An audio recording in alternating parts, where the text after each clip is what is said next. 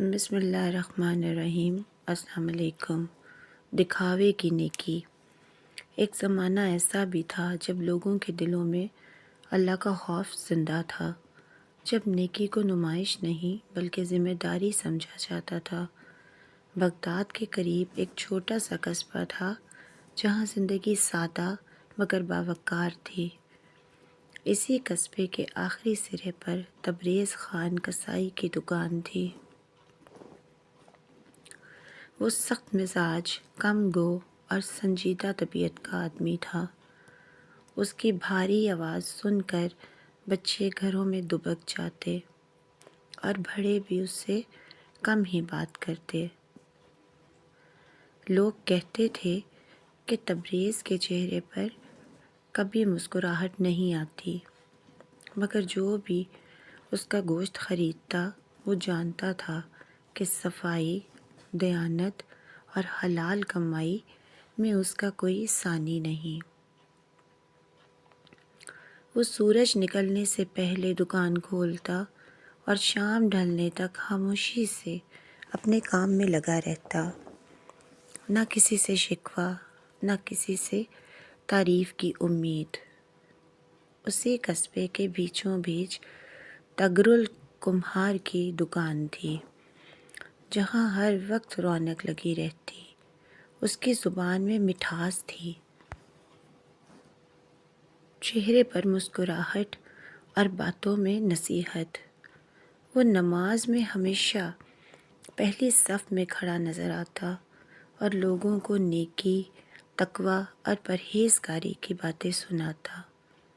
اس کے بنائے ہوئے مٹی کے برتنوں پر خوبصورت نقش و نگار اور قرآنی آیات لکھی ہوتی، جنہیں دیکھ کر لوگ متاثر ہو جاتے۔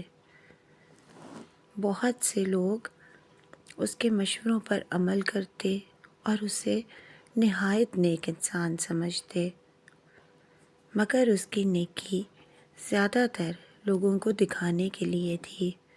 اس کے دل میں تعریف کی چاہ آہستہ آہستہ جڑ پکڑتی جا رہی تھی۔ ایک دن اعلان ہوا کہ بادشاہ کا وزیر اس علاقے کے دورے پر آنے والا ہے۔ پورا قصبہ خوشی اور جوش میں آ گیا۔ دکانیں سجنے لگیں، گلیاں صاف کی گئیں اور گھروں کی مرمت ہونے لگی۔ تغرل نے خاص طور پر سب سے قیمتی اور خوبصورت برتن تیار کیے تاکہ وزیر کو تحفے میں پیش کر سکے۔ وہ رات بھر جاگتا رہا، اپنے کام کو آخری چمک دیتا رہا اور دل ہی دل میں یہ سوچتا رہا کہ اب اس کی نیکیوں کا اعتراف ضرور ہوگا۔ اس کے برعکس تبریز نے نہ صرف اپنی دکان صاف کی اور روزمرہ کے معمول میں لگا رہا۔ لوگوں نے سمجھا کہ شاید وہ وزیر سے ملنا ہی نہیں چاہتا اور اسے کسی بات کی پرواہ نہیں۔ وزیر کی آمد سے ایک رات پہلے تبریز دکان بند کر کے جنگل کی طرف چلا گیا۔ کسی کو معلوم نہیں تھا کہ وہ کہاں جاتا ہے۔ کسی نے کہا شاید وہ کسی خفیہ کام میں مشغول ہے، کسی نے کہا کہ وہ دولت چھپانے جاتا ہے، مگر حقیقت کسی کے علم میں نہ تھی۔ صبح ہوئی تو قصبہ جشن کا سماں پیش کر رہا تھا۔ بچے نئے کپڑوں میں ملبوس تھے، دکانیں سجی ہوئی تھیں اور ہر چہرے پر مسکراہٹ تھی۔ تغرل اپنے تحائف لے کر سب سے آگے کھڑا تھا، جبکہ تبریز کی دکان بند تھی۔ ظہر کے وقت وزیر کا قافلہ قصبے میں داخل ہوا۔ وزیر جمیل احمد ایک بزرگ، دانا اور باوقار شخصیت تھے، جن کے چہرے پر حکمت کے آثار نمایاں تھے۔ لوگوں نے پھول نچھاور کیے اور وزیر کو مہمان خانے لے جایا گیا۔ وہاں وزیر نے پوچھا، یہ قصبہ کس بات کے لیے مشہور ہے؟ جواب دیا گیا کہ یہاں تغرل کمہار کے برتن اور تبریز خان کا گوشت مشہور ہے۔ وزیر نے دونوں سے ملنے کی خواہش ظاہر کی۔ تغرل فوراً آگے بڑھا اور اپنے برتن پیش کیے، اپنی نیکیوں کا ذکر کیا۔ وزیر نے غور سے سنا مگر خاموش رہے۔ پھر پوچھا کہ تبریز کہاں ہے؟ کچھ ہی دیر بعد خبر آئی کہ وہ واپس آ چکا ہے۔ وزیر جب تبریز کی دکان پر پہنچے تو دیکھا وہ خاموشی سے اپنے کام میں مصروف ہے۔ وزیر نے پوچھا کہ وہ کل کہاں تھا؟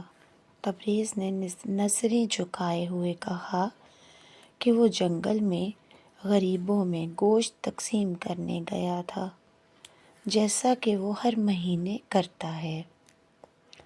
وزیر حیران رہ گئے کہ اس نے کبھی کسی کو بتایا کیوں نہیں۔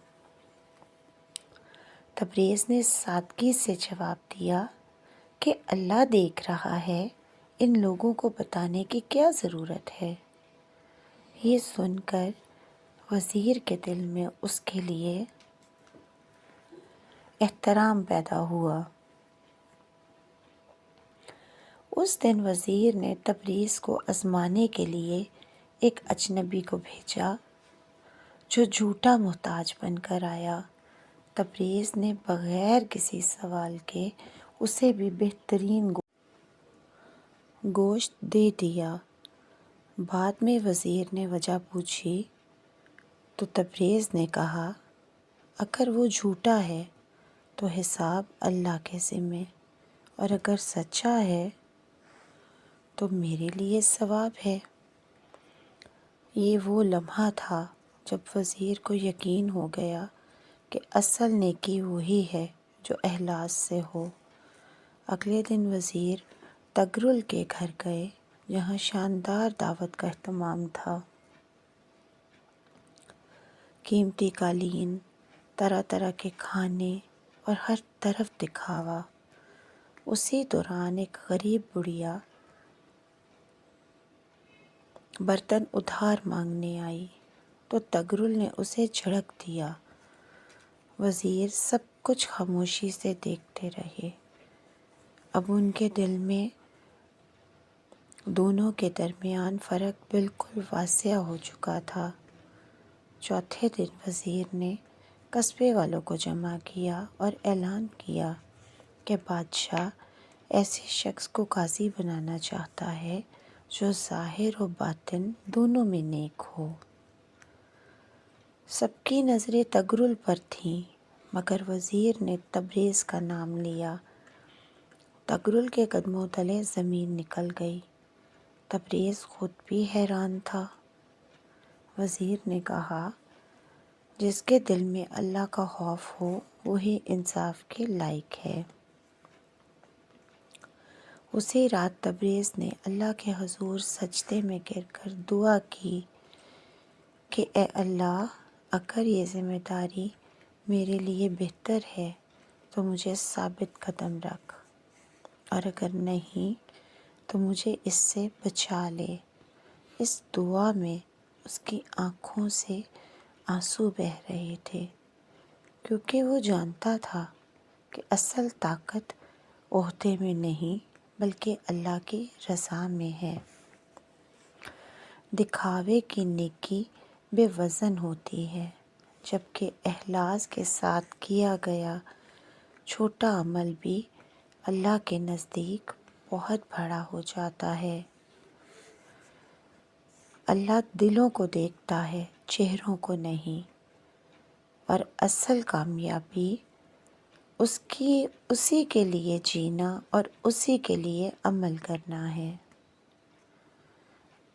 اگر آپ کو یہ کہانی پسند آئی ہو تو اپنی رائے کا اظہار کامنٹ میں ضرور کیجیے گا۔ اللہ پاک ہم سب کا حامی و ناصر ہو، آمین ثم آمین۔ جزاک اللہ۔